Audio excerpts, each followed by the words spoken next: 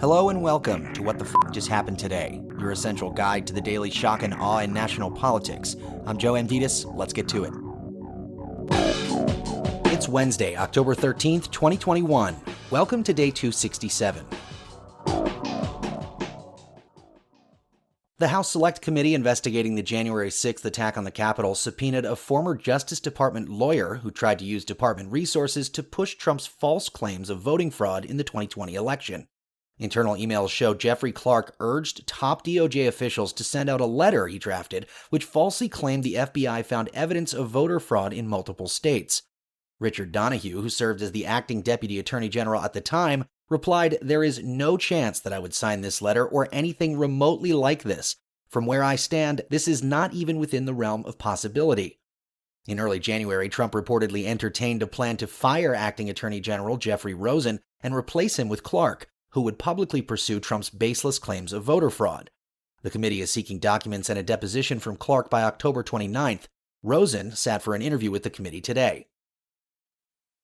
Meanwhile, a federal judge held Washington, D.C.'s corrections director and jail warden in contempt of court, ruling that they improperly delayed medical treatment for a defendant detained as part of the January 6th attack on the Capitol.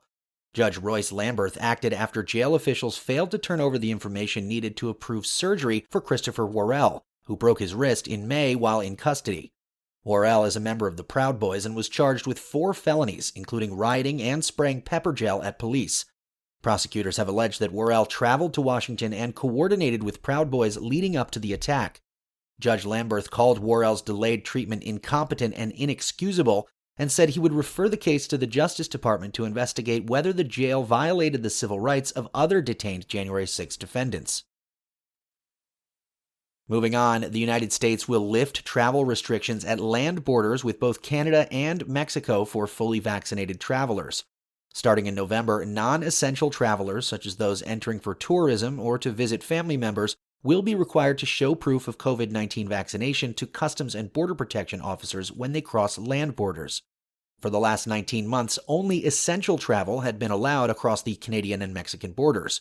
In January of next year, essential travelers will also be required to be fully vaccinated. Unvaccinated travelers will continue to be banned from crossing. Back in D.C., Biden announced that the Port of Los Angeles will now operate 24 hours a day, 7 days a week, as part of an effort to relieve supply chain bottlenecks occurring around the globe. The announcement follows a similar transition by the Port of Long Beach in September. Together, both ports in Los Angeles and Long Beach account for 40% of all shipping containers entering the United States. As of Monday, there were 62 ships berthed at the 2 ports and 81 waiting to dock and unload. The average anchorage time has stretched to more than 11 days, driving prices up for U.S. consumers. Consumer prices climbed 5.4% from a year ago, according to the Bureau of Labor Statistics.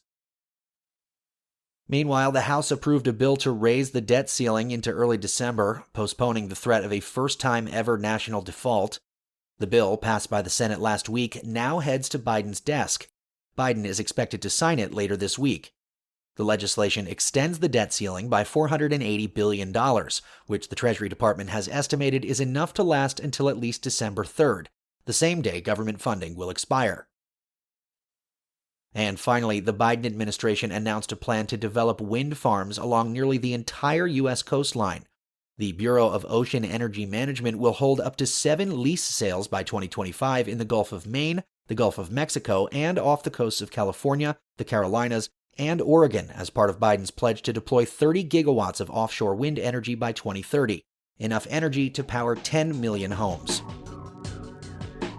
That's all for now. You can find the links and sources for all of these stories on the main website.